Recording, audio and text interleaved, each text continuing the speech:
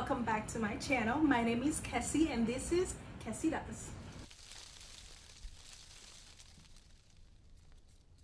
So today's video is a bonus video. If you've been following me on my Instagram, there are many people who have asked me to give tips on how to better garden. And if you're not following me on my Instagram, go ahead and do so. I'm gonna wait for you to go ahead and do so.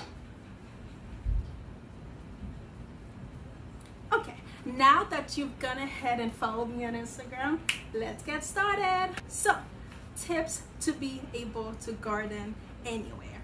In this video, I'm going to give you tips to be able to garden anywhere, whether you live in a house or in a tiny little apartment. I've lived in both, so I know what to do when you live in both. So the first tip is to research. I cannot stress this enough. Before you go ahead and start gardening anywhere, whether it is in a house or in a small little apartment, research. Do your research and find out how much space the plant needs, how much lighting the plant needs, what type of soil, if it's more of like a sandy type of soil that the plant like, or if it's more like a mushy type of soil. Do those research and figure out first what's best for the plant and what type of plant you're able to have in your place. That's the first tip. Tip number 2, invest in a grow light or have a couple of plant growing machines that come with a grow light. I myself have a couple of grow lights and a couple of machines that have grow light with them. There are many of them that are not too pricey that you can find on Amazon or on Walmart. They're not pricey at all, and they're very convenient when you're growing inside an apartment where you don't have a lot of light. It's very important, especially with plants that need a lot of sun. It's a nice controlled environment to be able to grow indoors, and I love them. So these are the 2 grow light systems that I have. Those 2 plants are little baby sunflowers that I'm growing. The one on that end died, and like I said, it's no biggie, it's fine.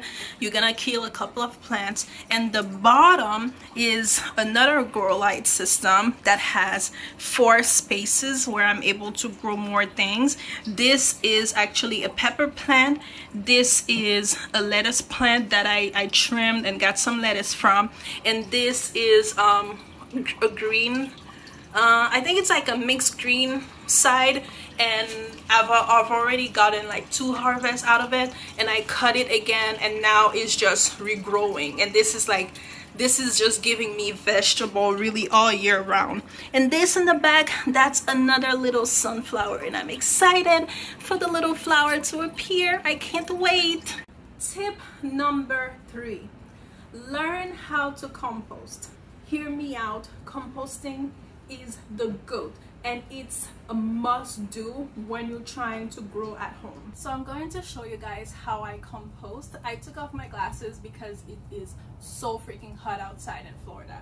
But anyways, I have this neat little compost bin that I bought on, I believe it was on Walmart, and it was super cheap, and it's very easy to start composting using that. And I'll show you. At the top there's this neat little vent to let air out, and it's like super duper easy to compost using it. So I've been composting before, and inside there's just stuff in it. I know it's like kind of nasty, y'all, but you leave it outside, you don't touch it, and it's fine. So I'm going to show you guys what I'm going to add to it, just like paper scrap, some eggshells, some fruits, some vegetable scrap, and that's all I'm going to add in there. And before I do that, I'm going to cut the paper a little bit because it helps with the composting process. So just go ahead and cut the paper. And I know, y'all, this is a bit nasty, but I'm gonna go ahead and take a shower after I do this. So regarding the eggs, before I go ahead and compost the eggs, I make sure that I rinse them so I can take out any animal product in it, because you don't want to add animal product in your compost bin. That's just gonna be super nasty. You want to mainly only, not even mainly, you want to only have plant-based products in your compost bin. So I'm going to go ahead and shred the, just like that, like the eggshell, just like crush them a little bit. And you can go ahead and use gloves for this.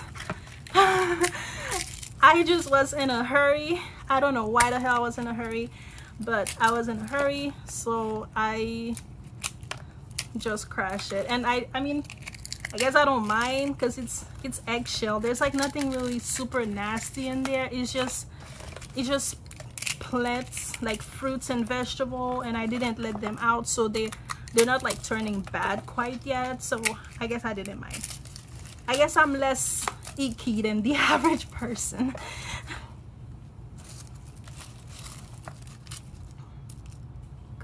There, and you have it all crushed like that.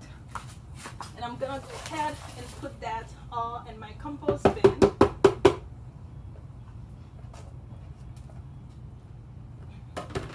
And then another really important thing that I use is a compost starter, and you can again find this on Amazon or on Walmart. It's super cheap, and I just bought like a small bag. And what this does, this helps the compost start, and it helps the organic matters disintegrate faster.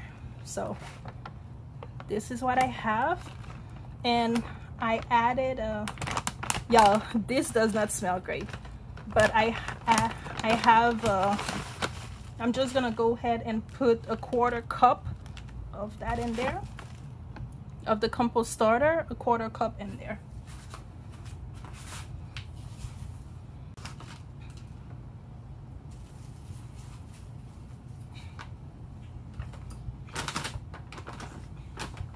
And now the last thing that I'm going to put in there is some water, because believe it or not, your compost needs a little bit of water. So I'm just gonna sprinkle the bin with just a little bit of water.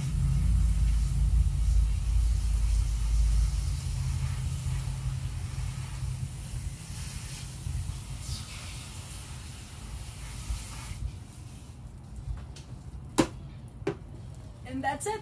I'm just gonna close this, leave it under the stairs, and forget about it. And the parasites, the worms, are gonna just go ahead and do the job for me, and we're done.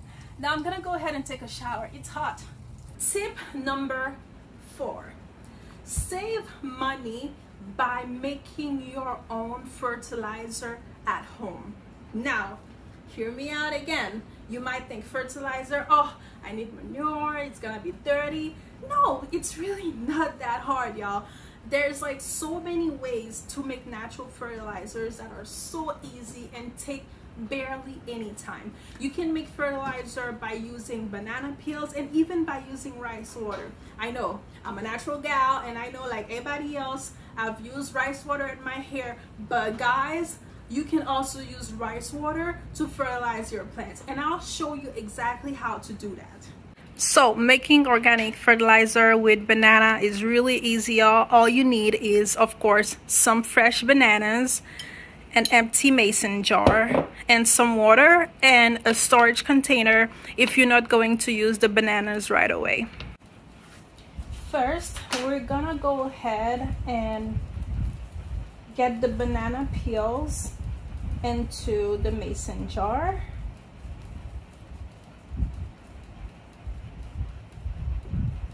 And since I'm not going to eat the bananas right away, I'm just gonna go ahead and cut them into small pieces and put them in the storage. In the storage container, I can use that for some smoothies later. We don't waste anything in this house.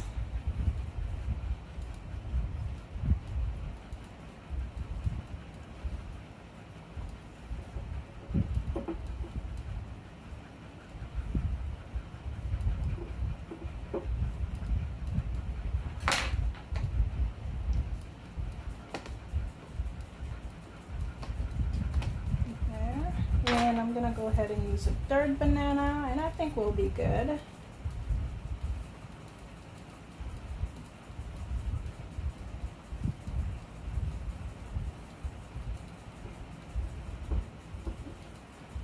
Yeah, 3 bananas is more than enough.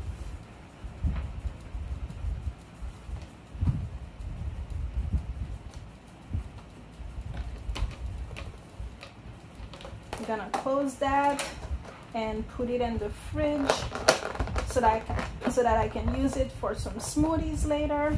And now all you do is you pour some water into the mason jar. You fill it all the way to the top. There.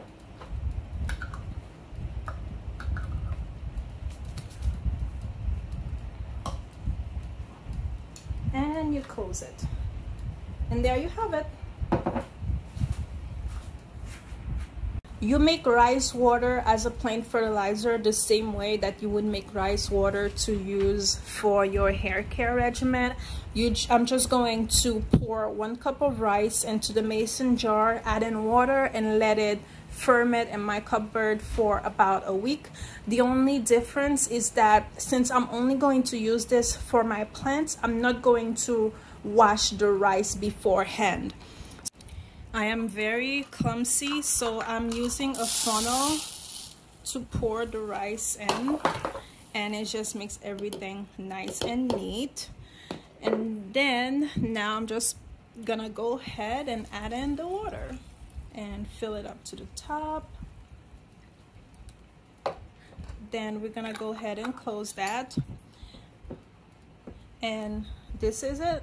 There you have it. I'm just gonna go ahead and put this in my cupboard for about a week, and then all I do is just water my plants with it, and the nutrients and the rice is really good for the plants.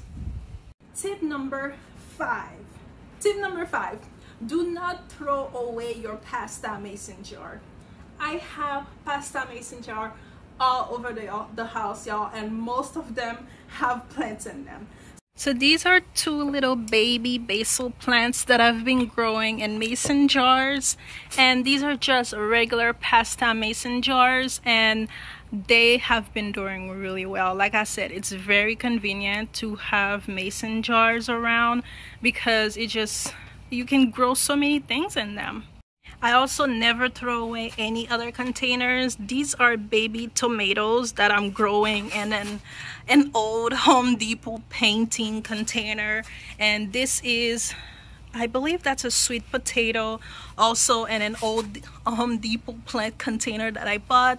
These containers, I actually bought them on Wish, and I'm just growing some vegetables, some greens on them, and it's so nice to have like tiny little containers around that you can grow your plants in. Tip number 6. For tip number 6, keep trying and do not get discouraged. Even those among us who have the greenest of thumbs, we've killed a couple of plants in our lifetimes. Do not get discouraged when you kill the occasional plant. That's okay, that's fine, we all do it. Just learn from it, keep it moving, and keep growing. These were the 6 tips on growing anywhere, whether you live in an apartment or a small house or a big house. These are the main tips that I feel like you should know to be able to grow anywhere. I hope you like this video. I hope you subscribe and share and watch my other videos. They're either here or there. Here or there, or both places. Just click on one of them. Anyways, bye. I love you guys.